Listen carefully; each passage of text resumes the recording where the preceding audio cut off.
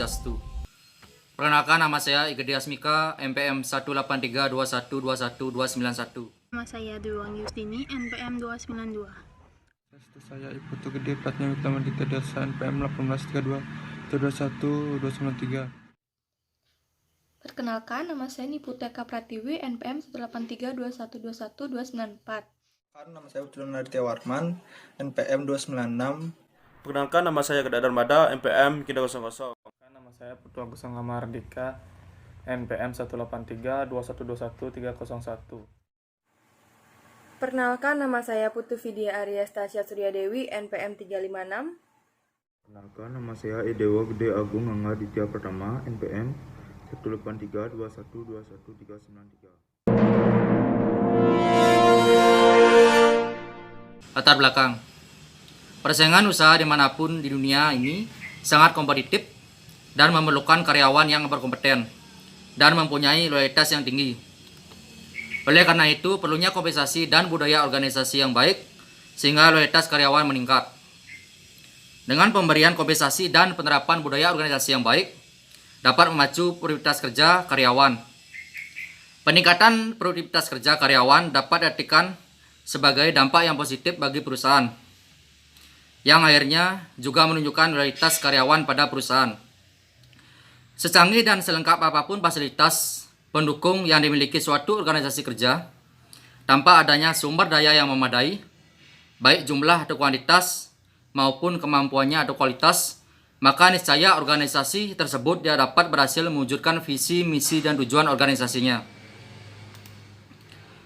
Kompleksitas yang meningkat dari lingkungan bisnis saat ini dan meningkatnya persaingan internasional mengharuskan perusahaan multinasional atau MNC untuk menggunakan semua kemungkinan sumber daya saing tradisional dan non-tradisional. Karena sumber-sumber tradisional seperti modal keuangan, teknologi, atau lokasi menjadi lebih mudah diakses dan oleh karena itu kurang signifikan untuk keunggulan kompetitif. Perusahaan menggunakan sumber-sumber yang semakin tidak tradisional. Maka dengan ini sumber daya manusia adalah hal utama dalam keberhasilan dan produktivitas perusahaan atau organisasi. Oleh itu perlu adanya perhatian. Selain itu, pegawai merupakan penggerak operasi organisasi. Sehingga jika kinerja pegawai meningkat, maka kinerja organisasi juga akan meningkat.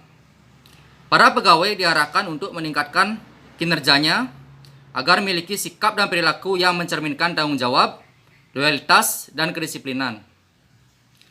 Materi akan dilanjutkan oleh teman saya. Baik, di sini saya akan melanjutkan presentasi dari teman saya, yakni tujuan penelitian. Tujuan penelitian dari jurnal ini yakni mencari informasi seberapa besar dampak dari budaya nasional di setiap negara terhadap jumlah kompensasi yang akan diterima oleh suatu SDM, dan menilai seberapa besar kompensasi berperan terhadap kinerja SDM, serta untuk membangun model dan program penelitian internasional yang akan mencoba menggabungkan beberapa praktek SDM yang berbeda dan kemudian memeriksa hubungan antar dimensi budaya yang berbeda dan kelompok SDM tersebut, dengan kemungkinan praktik SDM tertentu terkait erat dengan praktik SDM lainnya, antar hubungan ini konstan lintas budaya dan perusahaan. Baik, selanjutnya presentasi dilanjutkan oleh teman saya. Penelitian ini teknik yang digunakan adalah memberikan kuesioner kepada responden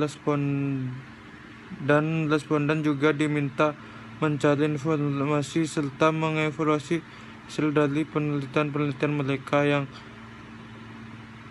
masing-masing. Dengan demikian, dalam mencari informasi mengenai dampak budaya nasional dapat lebih sederhana dalam sampel yang ada daripada dalam sampel perusahaan yang lebih luas, yang menuntut efisiensi dan efektivitas mungkin lebih rendah. Kumpulan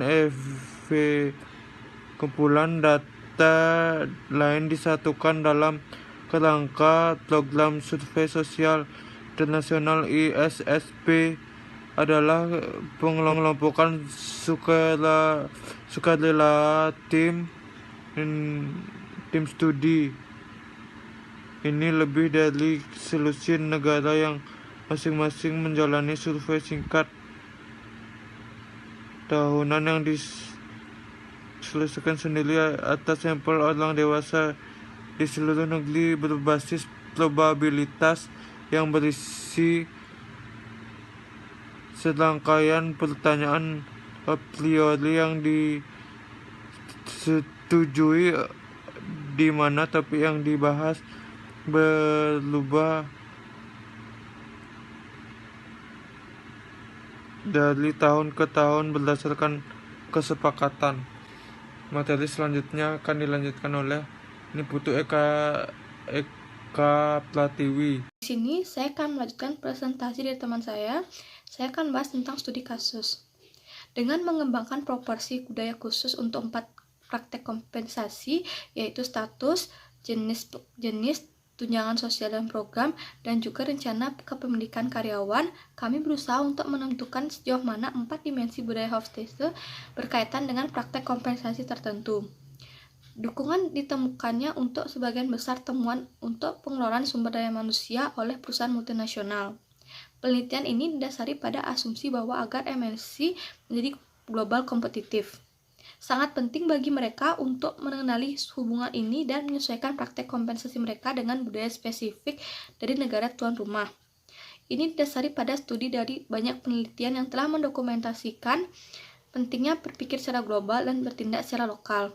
Dengan demikian, praktek SDM khususnya praktek kompensasi yang didasarkan pada ekspansi budaya dari karyawan negara tuan rumah MNCS dapat membantu perusahaan-perusahaan ini menciptakan keunggulan kompetitif. Memang minimal MNCS perlu memiliki pemahaman tentang kemungkinan hubungan praktek budaya SDM untuk menghindari kemungkinan kegagalan dalam operasi bisnis mereka. Peran budaya nasional tampaknya menjadi penting dalam menjelaskan perbedaan SDM lintas nasional karena 2 alasan.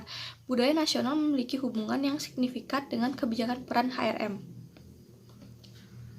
Seperti yang ditunjukkan oleh Wright and Michelle 1987 dan Early 1994, nilai-nilai budaya nasional yang memperkuat daya manusia lebih mungkin untuk mempertahankan perilaku yang dapat diprediksi dan kinerja yang lebih baik. Ini karena praktek SDM yang konsisten dengan ekspektasi perilaku dan rutinitas yang ada di tempat kerja. Karyawan tidak terganggu dari pekerjaan jika praktek SDM konsisten dengan nilai budaya nasional. Perhatikan bahwa kami hanya mengacu pada budaya nasional di sini. Namun budaya dapat didefinisikan tidak hanya di tingkat nasional, tetapi juga di tingkat kelompok, organisasi bahkan internasional. Misalnya budaya Eropa dan lain-lainnya. Budaya nasional adalah perangkat lunak dan tertanam dalam kehidupan sehari-hari dan cukup tahan terhadap perubahan. Dimensi kebudayaan nasional biasanya dicirikan oleh nilai masyarakat yang termasuk dalam kebudayaan tersebut. Semua studi ini memberikan dukungan untuk proporsi bahwa budaya nasional merupakan faktor penjelas yang signifikan untuk perbedaan lintas negara dalam praktek dan kebijakan SDM. Mereka juga mendukung pentingnya mencocokkan praktek SDM dengan budaya suatu negara. Selanjutnya presentasi akan dilanjutkan oleh teman saya. Baik, saya akan melanjutkan presentasi dari Tiwi. Temuan. Hubungan antara budaya nasional dan praktik kompensasi terdapat pada 7 bagan, di mana penjelasan dimulai dengan memeriksa proposisi yang terkait dengan jumlah hubungan antara dimensi budaya Hofstede dan praktik kompensasi yang disajikan dalam literatur.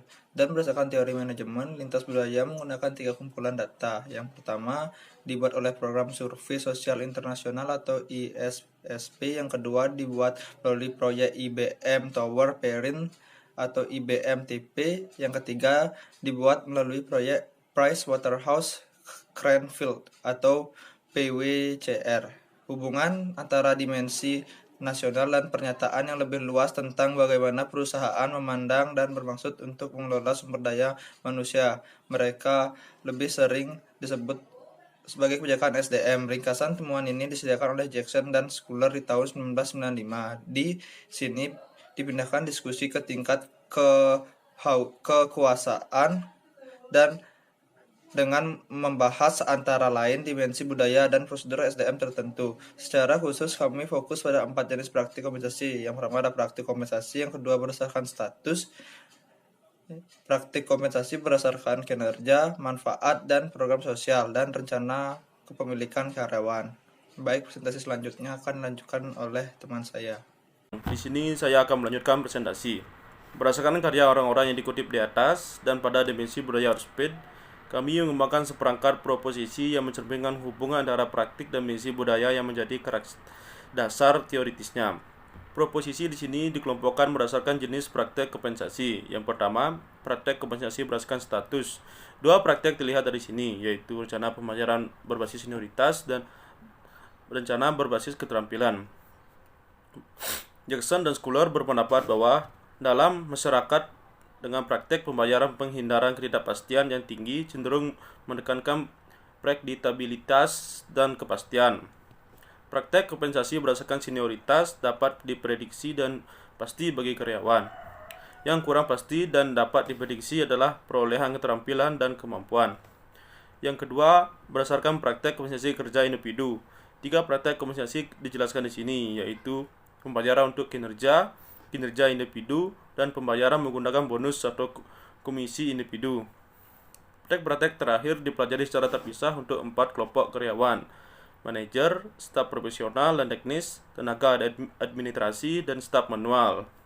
Orsted dan Jackson dan Schuler mengkarakterisasi masyarakat yang sangat individualistis yang cenderung membuat penggunaan yang luas dari penghargaan pentingkan berbasis individu yang menekankan pengakuan individu. Yang ketiga, manfaat dan program sosial. 4 praktik didekati dalam kelompok ini, yaitu rencana tujuan yang fleksibel, program penitipan anak di tempat kerja, skema istirahat karir, dan program cuti melahirkan. 3 praktek terakhir dipelajari lagi untuk 4 kelompok karyawan yang disebutkan sebelumnya. Dalam masyarakat dengan feminitas tinggi, kualitas hidup dan kepedulian terhadap orang lain tercermin dalam praktek kompensasi yang mempertimbangkan kebutuhan pribadi dan sosial karyawan dan kehidupan mereka di luar pekerjaan. Yang keempat, rencana kepemilikan karyawan berdasarkan Orsted dan Denison dan Misha dan Jackson Schuler berpendapat bahwa praktek partisipasi karyawan seperti opsi saham karyawan atau rencana kepemilikan saham lebih mungkin untuk lazim di negara-negara jarak daya rendah daripada di negara-negara jarak daya tinggi. Baik, selanjutnya presentasi akan dilanjutkan oleh teman saya. Di sini saya akan melanjutkan presentasi dari teman saya. Di sini saya akan membahas tentang metode pengumpulan data. Menurut IBM Towers Perrin, salah satu set data yang tersedia yang digunakan dalam artikel ini dibuat sebagai hasil dari studi kebijakan dan praktik SDM di seluruh dunia yang dilakukan oleh IBM dan Towers Perrin. Item survei yang dikembangkan menggunakan penelitian dan literatur akademis dan praktisi yang ada. Topik utama yang dibahas di salah satu bagian kuesioner adalah konsep dan praktik sumber daya manusia untuk mendapatkan keunggulan kompetitif. Di bagian tersebut, responden diminta untuk menunjukkan tingkat kepentingan yang mereka lampirkan pada setiap item dalam upaya perusahaan mereka untuk mendapatkan keunggulan kompetitif melalui kebijakan dan praktik SDM. Karena perusahaan ini beroperasi di lingkungan yang sangat kompetitif, tuntutan efisiensi dan efektivitas daripada budaya nasional harus menjadi yang utama dalam membentuk praktik SDM mereka. Dengan dampak demikian, dampak budaya nasional dapat lebih sederhana dalam sampel ini daripada dalam sampel perusahaan yang lebih luas yang menuntut efisiensi dan efektivitas mungkin lebih rendah. Oleh karena itu, pengujian proposisi yang dirumuskan sebelumnya dapat dianggap sangat konservatif. Kumpulan data lain disatukan dalam kerangka program survei sosial internasional.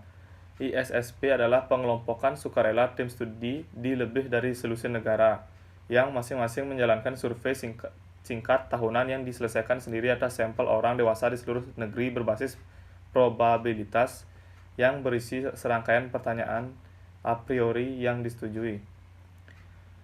Harga Waterhouse Cranfield. Kumpulan data ketiga adalah yang digunakan dalam proyek Pricewaterhouse Cranfield School of Management and Pricewaterhouse, sebuah firma akuntan publik, meluncurkan proyek multinegara pada tahun 1989 dan mengirimkan kuesioner kepada spesialis HR di perusahaan yang mempekerjakan 200 atau lebih orang yang berlokasi di 5 negara di Eropa Barat, yaitu Jerman, Spanyol, Prancis, Swedia, dan Inggris Raya. Pakar SDM ditanyai pertanyaan tentang praktik SDM tertentu yang digunakan oleh perusahaan mereka. Pada konferensi pertama ISSP tahun 1984, diputuskan bahwa topik orientasi kerja akan menjadi salah satu modul utama yang harus dikaji. Panel ini diterapkan pada tahun 1989. Panel ini mensurvei lebih dari 1.000 orang di 7 kelompok pekerjaan di masing-masing dari 11 negara yang berpartisipasi, kecuali Hongaria. Baik. Lanjutkan materi dari teman saya. 3 set data yang disebutkan adalah data paling komprehensif di bidang kontemporer HRM internasional. Ketiga perangkat ini bersifat nasional dan ditujukan untuk mewakili seluruh populasi negara tertentu. Sayangnya, kumpulan data ini tidak memungkinkan untuk mengontrol variabel industri dan organisasi. Dimensi budaya dan praktek kompensasi dimensi budaya yang digunakan di sini diukur dengan indeks negara yang dilaporkan oleh Horsted dan Born 1988 untuk power di state, individualisme dan kolektivisme, maskulinitas dan feminitas. Materi selanjutnya mengenai praktek kompensasi. Praktek kompensasi diambil dari kumpulan data sampel atau kuesioner yang dilakukan dalam kumpulan data ISSP yang tersedia, berupa sistem pembayaran berbasis senioritas, pembayaran untuk kinerja, dan sistem berbayar berbasis keterampilan. Manfaat fleksibel dan fokus pada kinerja individu, serta opsi saham karyawan atau kepemilikan saham, bonus atau komisi individu, perawatan anak di tempat kerja, skema istirahat karir atau cuti untuk mengurus tanggung jawab keluarga, dan cuti melahirkan. Materi selanjutnya akan disampaikan oleh teman saya. Hasil penelitian. Satu dari hasil penelitian menemukan bahwa menggunakan dimensi offset, yaitu penghargaan berbasis prestasi konsisten, tidak hanya dengan tingkat tinggi dari usia maskulin, tetapi juga terkait tingkat kinerja keuangan yang tinggi. Semua studi ini memberikan dukungan untuk proposisi bahwa budaya nasional merupakan faktor penjelas yang signifikan untuk perbedaan lintas negara dalam praktik dan kebijakan SDM. 2. Nilai budaya nasional terbukti dapat memperkuat SDM lebih mungkin untuk mempertahankan perilaku yang dapat diprediksi dan kinerja yang baik. 3. Budaya nasional dalam hubungan kerja memiliki ikatan yang kuat karena budaya nasional ini yang menuntun para karyawan untuk saling berbaur atau memahami antara satu sama lain, sehingga dapat menimbulkan hubungan kerja yang erat dan harmonis. 4. Diharapkan bahwa perusahaan nasional memiliki praktek SDM yang lebih selaras dan dimensi budaya nasional mereka daripada MNCS. Hal yang perlu dikritis. 1. Terdapat beberapa kalimat dalam jurnal yang sulit untuk dipahami sehingga membingungkan oleh pembaca. 2. Terdapat beberapa kalimat yang sama dan digunakan berulang. 3. Waktu dan nama penelitian kurang dicantumkan dalam jurnal ini. Sekian presentasi dari kelompok kami, dan kami buka sesi tanya jawab.